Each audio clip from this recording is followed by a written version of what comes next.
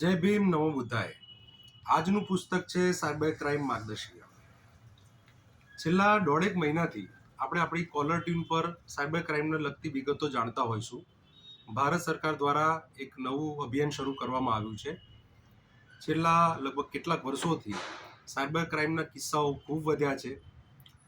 6% per day વ્યાજની લાલચ, ક્યારેક કોઈ ગેમની લાલચ, બરાબર, ક્યારેક તમને મેસેજ બનાવીને તમારા એકાઉન્ટમાંથી પૈસા આવી ગયા છે, ડિડક્ટ થઈ ગયા છે, તે રીતે તમને બેવકૂફ બનાવવામાં આવે છે. અહીંયા આગળ ક્લિક કરો અને આટલા રૂપિયા કમાઓ, આ લિંક ઓપન કરવાથી આમ થશે. અને તે સિવાય બી તમારું ફેસબુક છે, ટ્વિટર છે, યુટ્યુબ છે, આ બધા સોશિયલ મીડિયા એકાઉન્ટ, એને લગતા ફ્રોડ ઘણા બધા વધી ગયા છે. અને તેને લીધે જ સરકારે આ બાબતે જાગૃતિ લાવવા એક અભિયાન શરૂ કર્યું છે. અમે પણ આ અભિયાન લગભગ 3 વર્ષ પહેલાં શરૂ કરેલું અને તેના માટે આ પુસ્તક અમે છાપેલું. આ પુસ્તકમાં મુખ્યત્વે 3 વિગતો છે. એક છે આઈટી એક્ટ 2000ની સાલમાં ભારત સરકારે જે આઈટી એક્ટ બનાવ્યો તે ગુજરાતીમાં છે. બીજું છે આઈટી પોલિસી 2021, આઈટીને લગતી જે પોલિસી બની 2021માં તે. અને ત્રીજું છે જે આપણા સૌના માટે ખૂબ જ અગત્યનું છે. પેલું બે તો કાયદાકીય રીતે છે કે જે કાયદાના જાણકાર હોય, નિષ્ણાત હોય, એમને સમજ પડે અને એનો ઉપયોગ કરી શકે. પણ જે ત્રીજો પાર્ટ છે એ છે જાગૃત નાગરિક તરીકે રાખવાની સાવધાનીઓ. આ સાયબર ક્રાઇમ જે છે એ લગભગ કોરોના જેવું છે કે તમે કોરોના વાયરસથી બચો તો તમને કોરોના ના થાય, અને કોરોના તમને થયો હોય એના પછી અમુક સાવધાનીઓ રાખો તો તમે જલ્દી રિકવર થઈ જાઓ. જો ધ્યાન ના રાખો તો કોરોનામાં ઘણા બધા લોકોના જીવ પણ ગયેલા છે. સેમ સાયબર ક્રાઇમ છે કે સાયબર ક્રાઇમ તમારી જોડે ના થાય, કોઈ તમને બેવકૂફ ના બનાવી જાય, તમારા પૈસા એકાઉન્ટમાંથી ઓછા ના થઈ જાય, એ ધ્યાન રાખો ને, એ જ વધારે અગત્યનું છે. એકવાર સાયબર ક્રાઇમ થઈ જાય ને પછી તમે પોલીસ સ્ટેશનની દોડાદોડી કરો અથવા તમે ફરિયાદ કરો તો પાછા આવવાની ગેરંટી બહુ ઓછી છે. સાયબર ક્રાઇમ ઉકેલવામાં જે સક્સેસ રેશિયો છે એ એટલો બધો મોટો છે નહીં.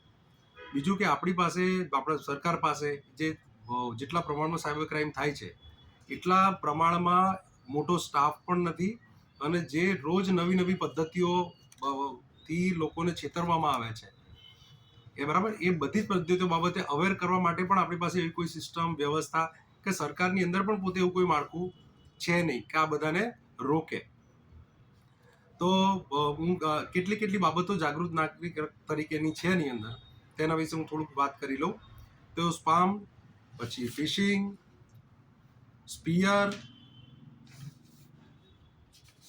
પછી છે તમારા લોગિન આઈડી પાસવર્ડ સાચવવા, પછી તમારી બેંક એકાઉન્ટની ડિટેલ છે એ સાચવવી, ઓનલાઈન શોપિંગ, પછી મૂળભૂત સલામતીઓ શું રાખવાની તેના વિશેની માહિતી છે. કોમ્પ્યુટરનો બેકઅપ રાખવો છે, વારે ઘડે આપણે એને ક્લીન કરતા રહેવું, એન્ટીવાયરસ, વાયરસ, સ્પાયવેર, મેન્સવેર, બોટનેટ, આ બધા વિશેની માહિતી આની અંદર આપેલી છે. તો દરેકે છે ને કમસે કમ એકવાર તો આ વાંચવું જોઈએ અને મગજમાં આટલું ફિટ કરી લેવું જોઈએ કે ભાઈ મારે જ્યારે પણ હું મોબાઈલ, કોમ્પ્યુટર ઉપયોગ કરું, આઈપેડ ઉપયોગ કરું જ્યારે ઇલેક્ટ્રોનિક વસ્તુઓ, તો આટલી વસ્તુઓ હું ધ્યાને રાખું. પછી છે કે બાળકો છે, વૃદ્ધો છે, મહિલાઓ છે, એ લોકોએ શું ધ્યાન રાખવું. જે રીતે રિયલમાં સ્ત્રીઓનો પીછો થતો હોય, એમના પર જાસૂસી થતી હોય, એ જ રીતે સોશિયલ મીડિયામાં પણ એમનું સ્ટોકિંગ થતું હોય છે. તો તે બાબતે પણ આપણે કઈ રીતે ધ્યાન રાખવું. અને ખાલી મહિલાઓ જ નહીં, બીજા જે આગેવાનો હોય છે એમના એકાઉન્ટ પણ સુરક્ષિત હોતા નથી, એમનું પણ સ્ટોકિંગ થતું હોય છે. ઘણીવાર ડુપ્લિકેટ એકાઉન્ટ બનાવીને તમારા નામે ખોટી માહિતી સ્પ્રેડ કરતા હોય છે, કાં તો તમારા મિત્રો પાસે પૈસા માંગતા હોય છે.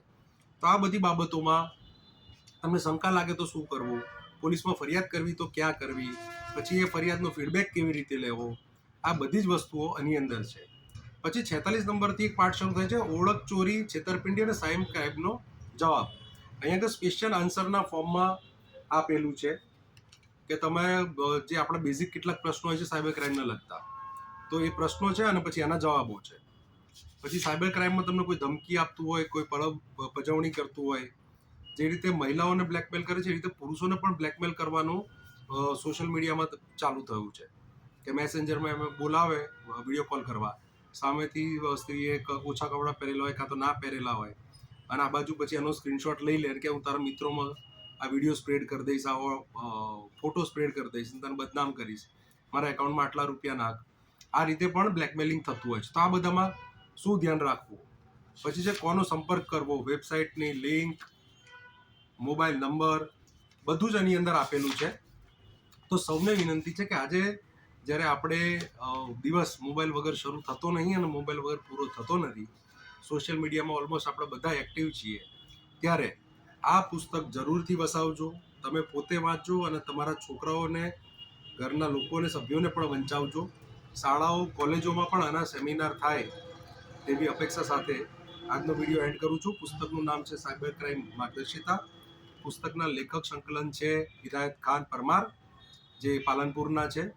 પુસ્તકમાં પાના સંખ્યા છે 64 અને આ તમને મળશે sharuaatbookstore.com વેબસાઇટ પરથી, અથવા તો તમે 8141191312 પર ફોન કરીને પણ આ પુસ્તક મંગાવી શકશો.